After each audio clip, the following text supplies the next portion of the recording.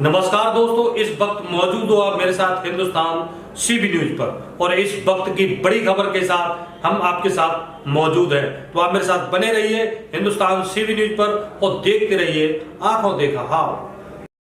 उत्तर प्रदेश की सियासत में भाजपा के लिए ब्रज क्षेत्र विशेष स्थान रखता है। अटल बिहारी वाजपेयी से लेकर दीनदयाल उपाध्याय तक की जन्म और कर्म भूमि रहे ब्रज क्षेत्र भाजपा सदैव संजीवनी मिली है। बीते विधानसभा चुनाव में भाजपा की झोली ब्रज क्षेत्र ने खूब भरी। ऐसे में भाजपा अपने प्रत्येक मिशन की शुरुआत ब्रज क्षेत्र से करने को उत्सुक रहती है। मिशन 2022 के लिए तैयार रोड मैप का आगाज भी आगरा से करके भाजपा ने यह संदेश देने का प्रयास किया है कि विधानसभा चुनाव में ब्रज क्षेत्र भूमि की अहम भूमिका रहेगी। भाजपा ब्रज क्षेत्र की रविवार को हुई बैठक में पार्टी के राष्ट्रीय अध्यक्ष जेपी नड्डा ने साफ संकेत दे दिए हैं। राष्ट्रीय अध्यक्ष जेपी नड्डा और सीएम योगी आदित्यनाथ के पहुंचने पर वरिष्ठ डॉक्टरों ने स्वागत किया। क्योंकि सभी डॉक्टरों की व्यक्तिगत सम्मान कराना संभव नहीं था, लिहाजा आगरा के प्रतिनिधि के तौर पर अध्यक्षता कर रहे वरिष्ठ चिकित्सक डॉक्टर MC गुप्ता का सम्मान किया गया और संयोजक पूर्व विधायक डॉक्टर राजेंद्र सिंह रहे। तो आप हमारे साथ बने रहिए हिंदुस्तान सीबी न्यूज पर, देखते रहिए। ने भी जो माना है कि 5% से कम की पॉजिटिविटी रेट को हम सेफ मान सकते हैं, लेकिन हम तो उससे भी न्यूनतम स्तर पर पहुंच चुके हैं। 0.001% पर हम लोग वर्तमान में हैं। और किस प्रकार का प्रोग्राम था? देखिए, आज भारतीय जनता पार्टी के राष्ट्रीय अध्यक्ष माननीय जगत प्रकाश नड्डा जी आगरा आए थे। उत्तर प्रदेश के मुख्यमंत्री माननीय योगी आदित्यनाथ जी आगरा आए थे। राधे मोहन जी जो भारतीय जनता पार्टी के उत्तर प्रदेश के प्रभारी हैं वो आगरा आए थे और जिनके मार्गदर्शन में पूरा संगठन काम करता है, ऐसे आदरणीय BL संतोष जी जो भारतीय जनता पार्टी के राष्ट्रीय महामंत्री संगठन हैं वो आए थे। प्रदेश अध्यक्ष स्वतंत्र जी आए थे और सह प्रभारी चौरसिया जी सहित वरिष्ठ लोग यहाँ आज आगरा आए थे। संगठन की बैठक हुई थी और विधायकों के साथ सभी वरिष्ठ नेतृत्व बैठा था और एक डॉक्टर्स को सम्मानित करने का भी एक कार्यक्रम डॉक्टर वॉरियर्स का हुआ था। तो पूरे दिन आज संगठनात्मक और डॉक्टर्स के साथ मीटिंग हुई और बड़ी प्रभावकारी मीटिंग हुई। कहीं ना कहीं इसे 2022 का आगाज माना जा रहा है ऐसा? अब किसी भी दृष्टि से देख लीजिए, 2022 आ तो रहा ही है नज़दीक, और लेकिन भारतीय जनता पार्टी का निरंतर कार्य, निरंतर गतिविधियाँ चलती हैं।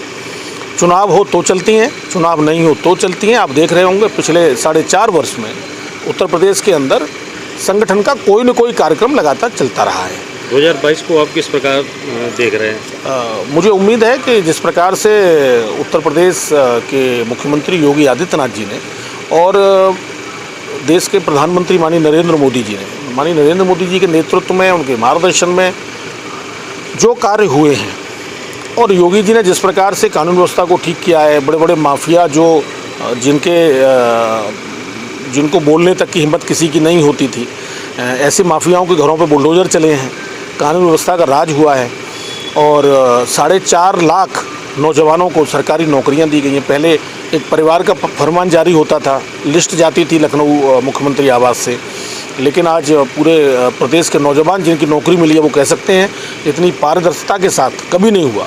तो नौकरियों को देना और आज भी जो जिस प्रकार से कोरोना महामारी से निपटने के लिए माननीय मुख्यमंत्री जी ने आदरणीय मोदी जी के नेतृत्व में जिस प्रकार से संभाला उत्तर प्रदेश को, वो भी उनका जितनी प्रशंसा की जाए उतनी कम है।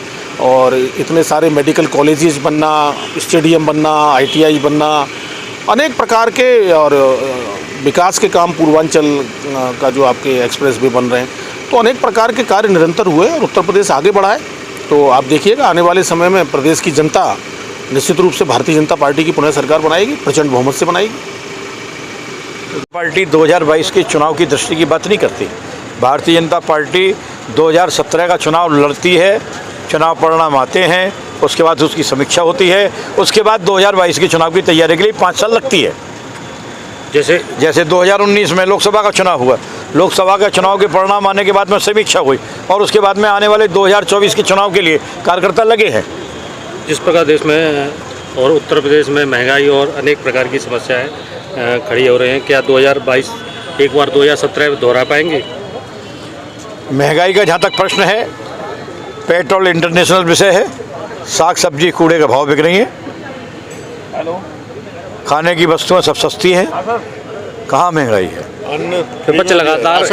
विपक्ष लगातार आरोप पे आरोप लगा रहा है और साइकिल यात्रा निकाल कर 2022 की तैयारी कर रहा है। इस पर क्या कहना चाहोगे आप? मुझे उन पर बहुत टिप्पणी नहीं करनी, लेकिन इतना जरूर कहना है कि विकास देश का बहुत तेज़ी से हो रहा है।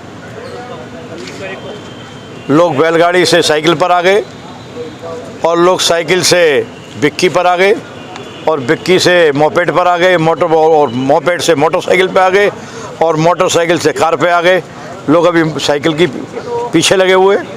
तो ये मेरी समझ नहीं आती कि कैसा देश का विकास चाहते हैं।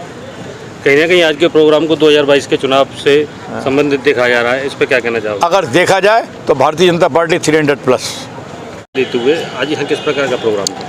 मेरा नाम हरिओम सिंह रावत है, युवा मोर्चा का जिला प्रभारी हूँ। आज भारतीय जनता पार्टी के माननीय राष्ट्रीय अध्यक्ष JP नड्डा जी, PL संतोष जी, माननीय मुख्यमंत्री जी, प्रदेश अध्यक्ष जी, प्रदेश प्रभारी जी, इतने लोगों का आज यहाँ कार्यकर्ताओं और कोरोना वॉरियर्स और डॉक्टर्स के बीच में संवाद, उसका मुख्य उद्देश्य डॉक्टर्स ने जिस तरह से सेवा कोरोना काल में की है, लोगों की सेवा की है, उसके लिए भारतीय जनता पार्टी का पूरा नेतृत्व उनका स्वागत और वंदन करना चाहता था। इसलिए इस कार्यक्रम को आज रखा था, क्योंकि भारतीय जनता पार्टी अकेली एक ऐसी पार्टी है, कोरोना काल में लोगों के बीच में कार्यकर्ता निकला, उनकी सेवा की, उनके लिए हर ज़रूरत का सामान उपलब्ध कराया। उसको लेकर के हम लोग चाहते थे कि डॉक्टर्स का भी एक जो सहयोग रहा है कोरोना काल में, तो उनका भी एक अभिनंदन किया जाए। उसको लेकर भारतीय जनता पार्टी ने ये कार्यक्रम रखा है। नाम और परिचय मैम बता दीजिए। Doctor Jaideep Malhotra, rainbow hospital Agra से। आज सम्मान समारोह का आयोजन किया, राष्ट्रीय अध्यक्ष मौजूद थे, मुख्यमंत्री जी मौजूद थे, क्या कहना पूरे आयोजन के बारे में? ये जो आयोजन था, ये हम लोग डॉक्टर्स के लिए एक बहुत ही बड़ा उत्साह करने वाला एक आयोजन था, क्योंकि ये जो पिछला समय गुजरा है 1.5-2 साल का, ये पूरी डॉक्टर्स, नर्सेज और फ्रंटलाइन वर्कर्स के लिए एक बहुत ही पीड़ादायक समय था। और उस टाइम पर आपको आके कोई पीछे से थोड़ा सा उत्साह करता है, आपका साथ देता है, उससे बड़ी और कोई हमारे को कोई प्रमाण नहीं चाहिए कि गवर्नमेंट हमारे साथ है। स्पेशली PPE किट्स, दवाइयाँ, ऑक्सीजन, इतना जो सप्लाई था पीछे से आना, ये हम तो अस्पताल चलाते हैं, हमें पता है कि हमें क्या क्या परेशानियाँ आई हैं, लेकिन जहाँ परेशानी आई वहाँ आके गवर्नमेंट और हमारा पूरा प्रशासन साथ में खड़ा हुआ। ये एक बहुत बड़ा कार्य था जो हुआ है। और मैं ये गवर्नमेंट को और सारी अपनी जनता को ये कहना चाहूँगी कि डॉक्टर बहुत सेल्फलेस काम करते हैं, उनको कुछ नहीं चाहिए, उनको सिर्फ आपका प्यार और थोड़ा सा उत्साह चाहिए, और वो आप देते रहेंगे तो हमारा देश कहीं का कहीं जाके खड़ा होगा।